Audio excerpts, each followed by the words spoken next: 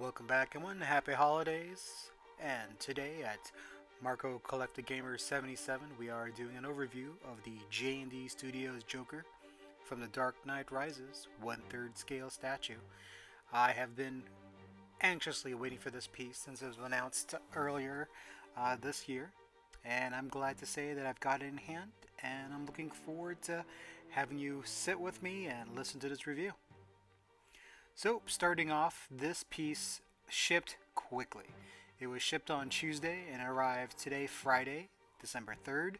And as you can see, a little beat up from the box, but that's what the shipper box is for. I got number 781 out of 888. Opening a box, you can see all the styrofoam, nice purple display box, the inner sign. There's the plaque showing number 781 out of 888. Lifting that off, you see the statue itself. And then going through the different hands, you can see the sculpting, the wrinkles, the paint. Everything looks very well done. Closed fists. There's also an open-handed fist for both the pistol or the machine gun, and also one to hold the knife in either the right or the left hand, if you wanted him to hold both weapons. And there is the hand to hold the machine gun. Again, very well done as far as the sculpting. And there is the base itself. And the switchblade, unfortunately made out of plastic, not metal. Same thing with the machine gun itself. It is made completely out of plastic, which is my only knock for the accessories. There is the base, of course, very well done, museum quality. It's very subtle, meant to really just accentuate the figure, not draw attention to it. The street texture, and then that cover is very well done for the sewer. Simple yet elegant. Here is the statue, just completely right out of the box, notched in.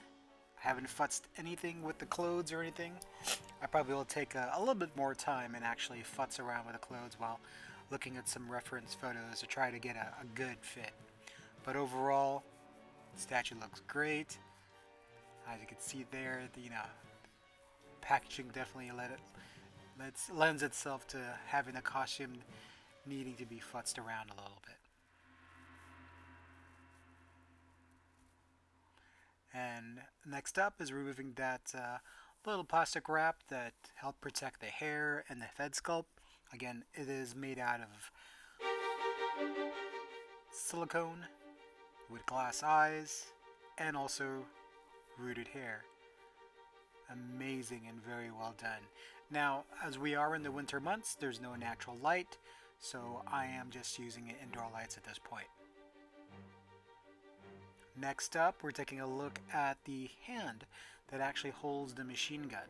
And the way you put it, the thumb actually comes out and is held by a magnet. You just slot in the machine gun as so. And I think that's the reason why they made it plastic versus metal. Otherwise, if it was metal, it might have been too heavy. The magnet might not have held it. But since it's plastic, it has no problem. So here we are taking a more of a slower paced look. The shoes, nicely scuffed, well textured. The fake laces, the pants themselves, the jacket.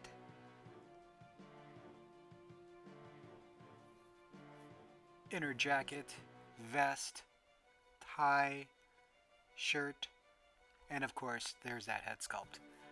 That is a little divisive. Some folks definitely don't see Heath Ledger. I personally do. I think one of the best reviews that I did see, and I do agree with Wiki, that in regards to Joker himself, he's got kind of the two modes. One where he's an agent of chaos, and the other where he's kind of more of a prankster, trying to kind of Machiavellian and play everybody around. This scene is taken from the Hit Me scene, and I think it definitely captures that anger and crazed madness that Joker has in that scene. They of course took a little bit of liberties with the way he's looking, and kind of his pose as well. But I think they did an excellent job. And I am highlighting I'm using a white light to highlight some of the details. It isn't actually that washed out when you're seeing it in person. But the texture of the jacket is very well done. That is definitely one thing that JND completely nailed, I think, is that they nailed the suit, the sewing and the fit of the jacket. It isn't as bulky once you've actually futzed with it. As you saw in the beginning intro video, he actually has a big jacket. At least it looks stocky, and from that film shot. And a closer look at that head sculpt from the side. You can see the textures in the silicone. I do agree that the hair is a little too thick. Heath Ledger was definitely thinning at that point, but I can't think it might be pretty hard to replicate in a 1/3 scale.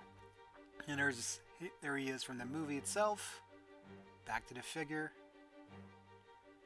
and then taking another look at the figure itself. Taking a quick look around. I futzed it a little bit. I'll probably do some more over the weekend. I also play around with the hair a little bit. As I mentioned, I think the hair is a little thick in some areas, but I think it might be a little tough to get that balance of kind of thinning hair without having him look bald. And so I think they went with a more artistic approach and went ahead with a bit more of a fuller head of hair for Heath Ledger. Again, excellent museum style base. I do like mixed media for my statues, especially when they're well done. And in this case, it's very well done. The texture of the fabric is amazing. While some of the stitching is a little large, but I mean, honestly, it's a 1/3 scale. I mean, how small can you get while still having it look realistic? And what I do like about the suit, the jacket, the pants, there's some scuff and dirt. It's a very well used as far as jacket itself. Definitely it wasn't like it just came off the suit rack. Very well done. Another closer look at the face there. I think the painting is very well done. You can see the flesh tones underneath. Again, there's a little bit of a closer look at the fit and the costume itself. Just a quick once around. Now, this statue is not perfect. I'm giving it at least an 8.5 or a 9 out of 10. And the reason why I'm docking it a little bit is coming up. So just taking a look at the overall rear and back of the statue. Very well done. I often say that with a lot of the JND products.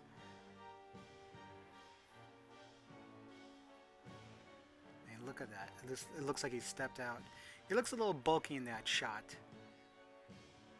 I think it's just the angle of the iPhone. He doesn't really look that thick and bulky. He doesn't look like Quasimodo in person. So here we are to some of the knocks with what I received. So when the figure arrived, I mean, again, the fit of the figure, the lining, everything was great. As you can see here, taking a quick look at it. I was a little concerned, however, upon kind of, futzing around with the clothes. I'm probably going to have to steam iron it to get some pieces a little bit more straight. But one of the pieces that was a bit concerning to me is coming up here, after I'm taking a look again at the inner linings of the jackets. Again, just very well done. And here we are. So, the left arm is a little loose, and you can see me kind of shake it there, and I don't know if it broke or if it's just that loose that way. So I've asked a few other members on the board to see if they have the same piece. The other piece is the foot, the left foot.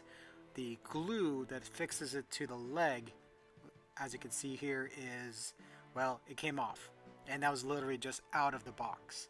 So a little concerned. And then even if out of the box, the foot itself, as you can see there, has scratches. So I've written into J&D to let them know.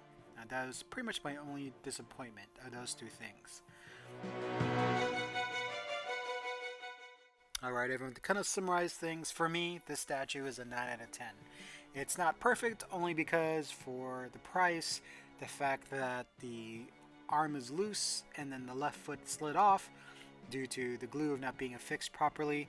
That is very disappointing.